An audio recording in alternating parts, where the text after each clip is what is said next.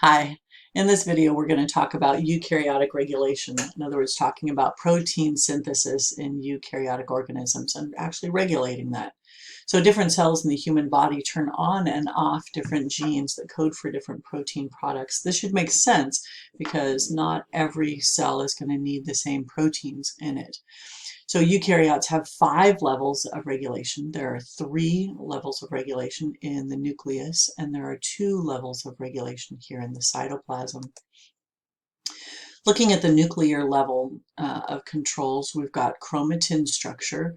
So some genes are not accessible to RNA polymerase, and that's because they're tightly compact. This type of chromatin is called heterochromatin. And we'll talk about this in a bit of detail.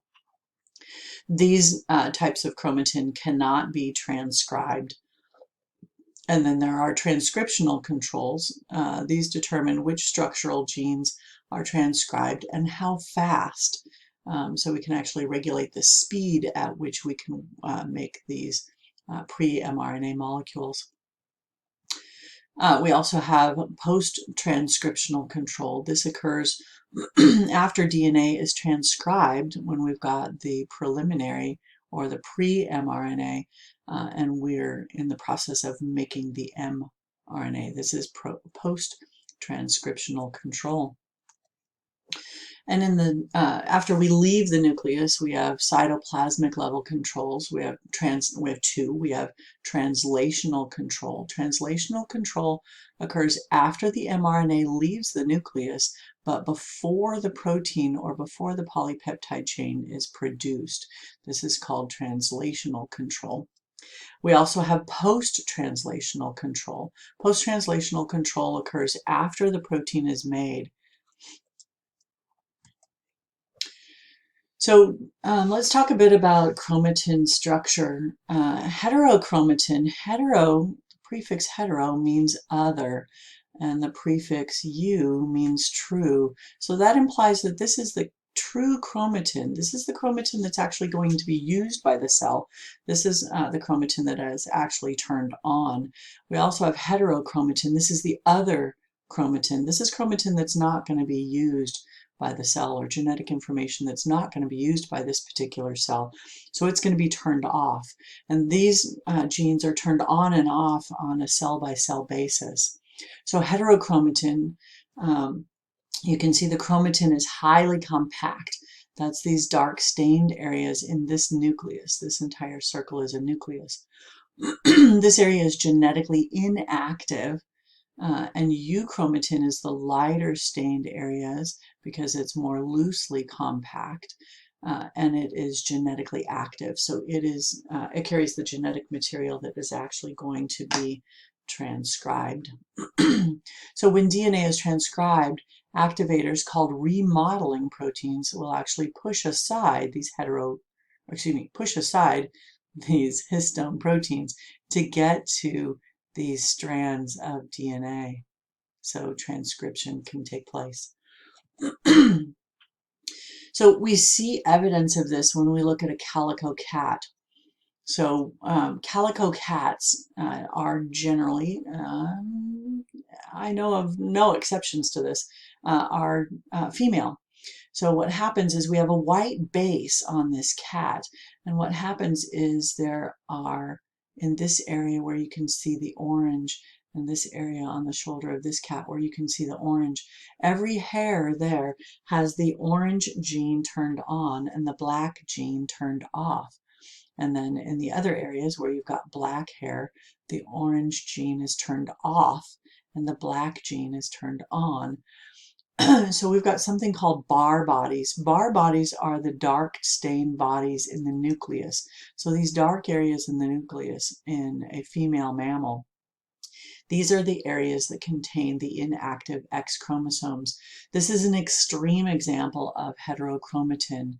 So thus the body of heterozygous females would be mosaic, and that's why you see this mosaic color on the body of this cat. So in some cells, one color is being expressed, and in other cells, the other color is being expressed. So half of her cells are turning off the orange, half are turning off the black.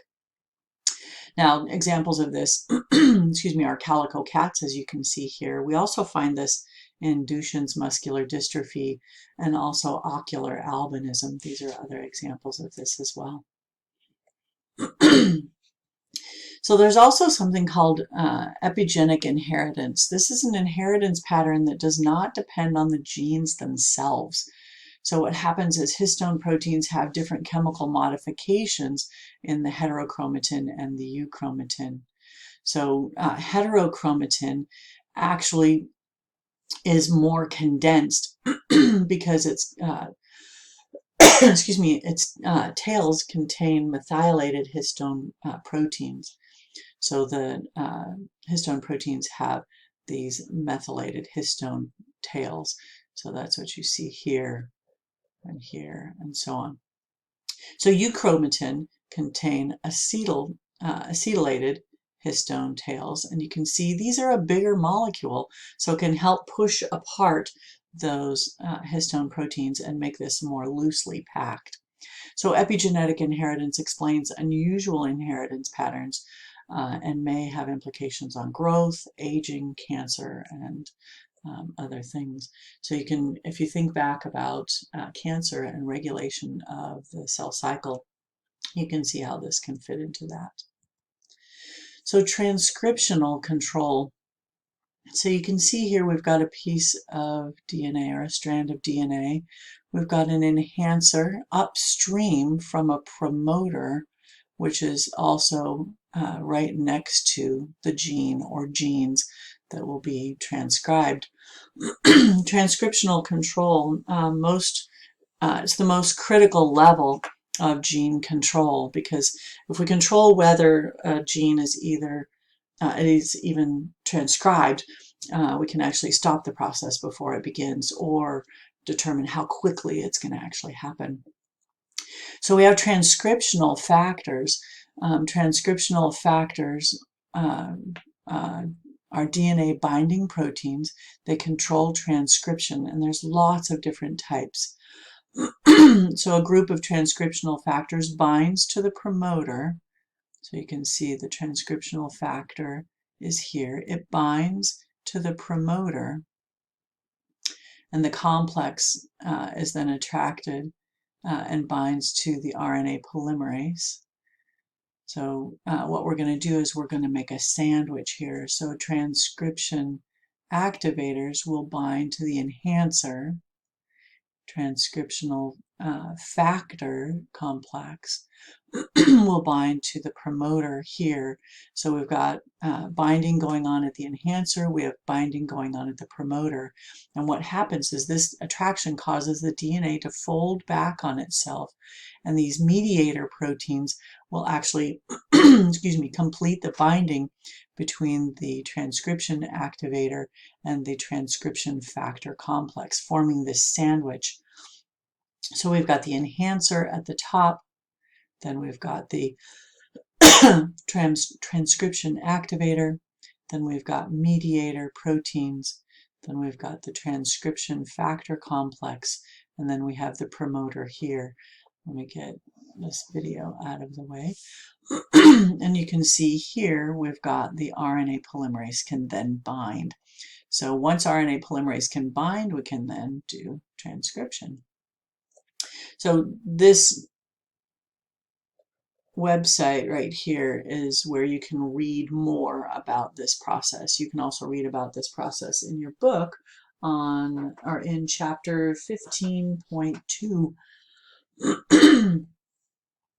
So transcription activators will actually bind to the DNA region. So that's what we were talking about here, transcription activators. They bind to the enhancer. So the enhancer can be quite far away from the promoter and the gene, and it causes a hairpin loop to occur, the DNA folding back on itself. Then the mediator proteins will actually act as a bridge between the transcription activator and the transcription factor complex. The transcription factors are excuse me, are always present in the cell. and most likely are activated in some way. So if you've got something that is actually activated in the cell, kinases can actually phosphorylate these, and phosphatases can do the same thing, causing this to bind to the DNA. Post-transcriptional control. So now we've done transcription, we're still inside the nucleus, but we've got one other control here. This includes mRNA processing. This controls the speed, can also control the speed at which mRNA leaves the nucleus. We can have differentiation between removal of introns and splicing of the exons of the mRNA. This can actually vary the types of mRNA that leaves the cell. So if we say these pink things in one transcript are the introns, in another one we can have them be actually different ones, and you can get a different protein product, as you can see here. So we've got A, B, C, D, and E, which are all kept for the mRNA that's produced here, which produces this protein product. Whereas if we've got just A, B, D, and E are exons, they are going to bind together to create the new mRNA. So the exons are what are fused together to create the actual mRNA that leaves the cell. The introns must stay in the cell. So the hypothalamus and thyroid gland produce calcitonin, but mRNA leaving the nucleus is not the same in both cell types. So we've got one gene that's coding for two different proteins, depending on whether it's in the hypothalamus or in the thyroid. So you don't need to know that specific detail, but that's an example of how this can happen. So evidence of different patterns in mRNA splicing is found in cells that produce neurotransmitters, muscle regulator proteins, antibodies. You can find this all over. And this is post-transcriptional control. This again happens in the nucleus. The speed of transport of the mRNA from the nucleus. So we have to get this mRNA out of the nucleus into the cytoplasm, and this mRNA out of the cytoplasm, out of the nucleus into the cytoplasm. And we can affect how fast that happens. When we affect how fast that happens, then we affect the speed at which a protein can be made during translation. So, sorry about that. The amount of gene produced, gene production, is realized per unit time following transcription.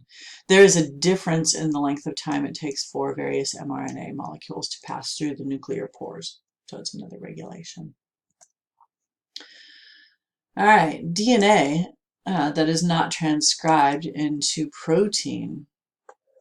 This is rather interesting. So now we have DNA that's not transcribed into a protein, but is actually cut out, it's actually transcribed, but what happens is it's used to form small RNA or sRNA molecules that regulate gene expression. So those introns are not wasted. Those introns, some of them can become sRNA, which is small RNA. So after DNA compaction, some genes are inaccessible to transcription machinery, and some are accessible. So we can get pieces of RNA called microRNAs. MicroRNAs can actually bind to the mRNA. So you can see here we've used the DNA to make RNA. We've altered the RNA so that we get this actual RNA, which is just the exons. And what's happened is pieces of the introns have actually now bound to the mRNA. So if you've got something standing on the mRNA and you've got to run this molecule across it, you can't do translation. So these microRNAs can actually slow down or even stop translation once this product gets to the cytoplasm. So this is also one way of regulating protein synthesis.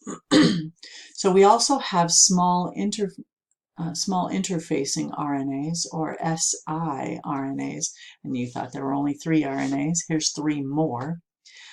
These are forms of an active silencing complex that can break down specific mRNAs. So small interface RNAs actually break down mRNA, whereas microRNAs will interfere with production. They'll actually bind to them. So small interface RNAs form an active silencing complex that will break down specific mRNAs and prevent them from even being expressed. And you might be thinking, why would we do that? Why would we bother making this thing if we're not going to express it? Well, what happens is the body continues to make mRNA and make mRNA and make mRNA until we have enough protein. Well, we get to a point where we've got enough protein, but we've got to get that information back to the nucleus to say, hey, stop making these. And at that point, if we already have mRNA that's been made, what we can do is we can use the active silencing complex to prevent the ones that have already been made from being translated. So talking about cytoplasmic level controls, so all of that was happening in the nucleus, but here's how it affects cytoplasmic level. So translational control occurs after mRNA leaves the nucleus, but before the protein is produced. So transcriptional control is between the mRNA coming out and actually before it will bind with the ribosome and be translated. So post-translational controls occur after protein synthesis. Let's talk about these. So translational control begins when the processed mRNA molecule reaches the cytoplasm and before there is a protein product. So the longer an active mRNA molecule remains in the cytoplasm, the more products are produced. Each mRNA is read over and over and over and over until it's degraded, until it's torn apart. So an example of this is a mature red blood cell. A mature red blood cell will actually eject the nucleus. It'll kick its nucleus out, but it synthesizes hemoglobin for several months because it's gone through transcription, lots and lots and lots of transcription to make lots and lots of mRNA. So once it's gone through transcription, it doesn't need its nucleus anymore. It'll throw the nucleus out, and then it will just use the mRNA for several months. About 6 months is pretty common. The mRNA must persist during this time. It has to be available, so it has to not be degraded during that time. So ribonucleases are enzymes, and you can see that because it's an ASE ending. Ribonucleases are associated with ribosomes that degrade mRNA. Now that sounds kind of strange because we think of ribosomes as doing translation, but ribosomes also will help degrade the mRNA. So mature mRNA that has non-coding segments at the 3' cap and the 5' poly A tail. These segments on each side will, or there's differences in the segments and they influence how long the mRNA avoids being degraded. So for example, on your poly A tail end, the more or the larger your poly A tail is, or the more adenines you put on there, the longer it's going to take to degrade that mRNA. So microRNAs, again, we talked about this in the last slide, they're small processed pieces of introns. So after microRNAs are degraded, they combine with proteins and complexes to, and they bind to mRNAs and destroy them. So microRNAs will actually contribute to the destruction of the mRNA. Post-translational control. This begins once a protein has been synthesized. So now we have a protein in some level, and it has become active. So some polypeptide products have to undergo additional changes before they're biologically functional. They may need to be coiled up in a certain way. They may need to be bent backwards in a certain way in order to create the active site. Lots of modifications may need to happen. There's an enzyme called bovine proinsulin, and this is just an example that you can use as a pattern. You don't have to know this example specifically. Bovine is cow, so this is found in cattle. So it's inactive. This, excuse me, this protein is inactive when it's first produced. It's folded into a 3D structure, and a sequence of 30 amino acids is removed from the middle in order to activate it. Then the two polypeptide chains are then bonded together with a disulfide bond. Once this happens, then this protein becomes active. This is a post-translational control. So we have this bovine proinsulin sitting around in the cell, but it's not active until it gets folded up. And then we take the 30 amino acids out of the middle and reattach those two. Now it's active. And you can see what it probably does based on its name. It probably helps in the with something to do with insulin.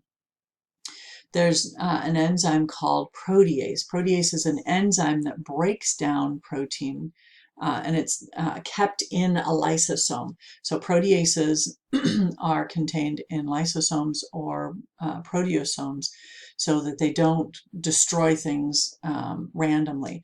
So what will happen is they will be released or will do their job after we have something that has tagged a protein. So here you can see we have tag molecules.